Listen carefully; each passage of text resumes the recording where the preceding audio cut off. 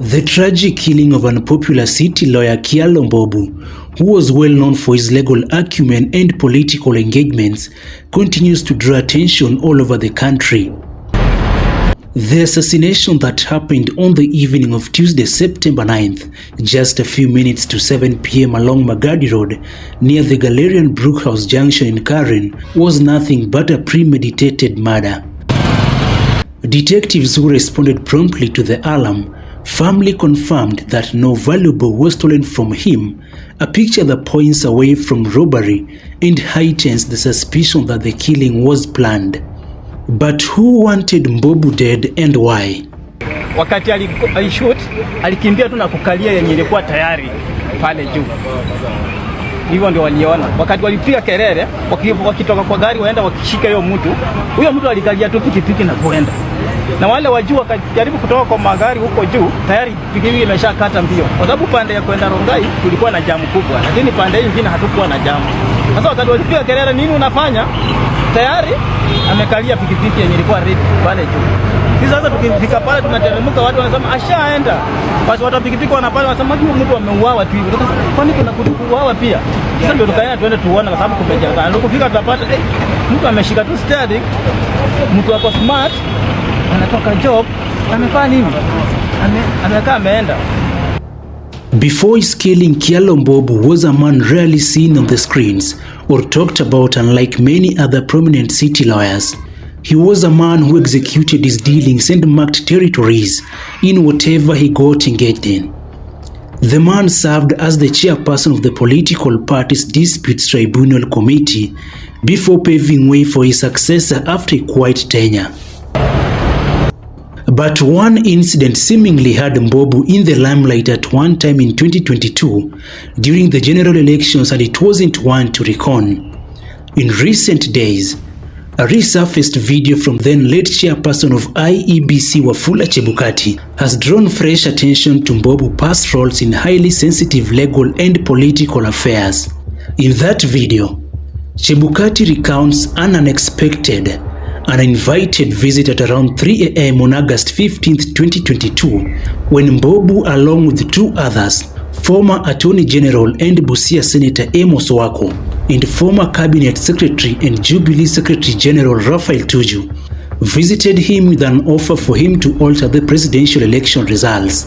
This flashback has reignited questions among Kenyans about whether this past involvement could have made him a target in later years. That first person, who was he?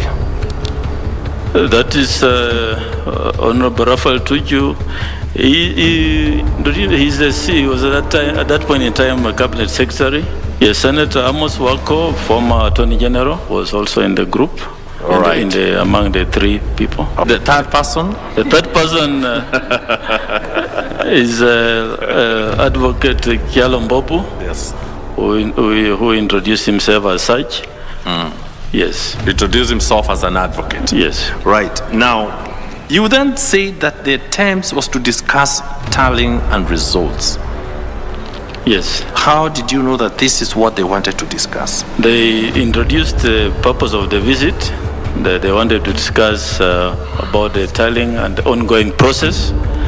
And I then told them if that's the case, then I'll ask the commissioners to join us in the meeting, because it's a matter then that would involve the whole commission. Why didn't you discuss with them? They found you, they've come to see you.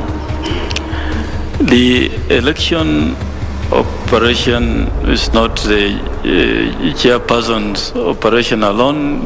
It's the commission then that would make any decision. Now that does not clearly get ruled out, as detectives are still piecing together key evidence to get to the bottom of his killing. But before the dust could settle on one of the key hints, social media was flooded with a video of Mr. Kungu Muigai, cousin to the former President Uhuru Kenyatta, who apparently had an interview just a few hours before the tragic killing of Kyalo Mbobu. Muigai alleged that Kyalo Mbobu was his advocate in a protracted legal battle that lasted for over 3 decades between his family and KCB Bank over a parcel of land. Again, we went to court and I was represented by Professor Mbobu Kyalo, who is a renowned lawyer. And when he went to court, he categorically stated, we are here, we want that judgment produced before court. We have no other arguments, we just want that judgment. Again, the lawyer of KCB, Philip Nyachote, admitted that judgment does not exist. But when they delivered their judgment, the 5 judges, Newton Makadia, Mukathurima Muinoti, Ole Kantai,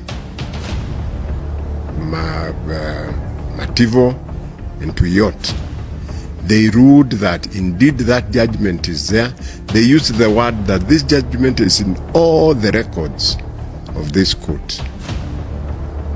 And I came to learn through the same friend of mine that they received a bribe of $2.5 million. Just a few hours after the allegations of corruption in the judiciary responded strongly, condemning all the allegations, stating that, and I quote, "Muigai has not produced credible proof to substantiate his claims, purporting to bring evidence after a number of the judges have long retired and others deceased is not only ridiculous, but reeks of bad faith, malice, and a camouflaged agenda." It is not yet clear who was behind the act, but fresh reports indicate that Mr. Mbobu had met friends early in the day and had a modest lunch, details that investigators are now cross-checking as they trace who he met before the attack. The detectives say the method used, attackers on a motorcycle trailing and shooting at the vehicle, mirrors previous assassinations in the city where motorcycles assailants have been used.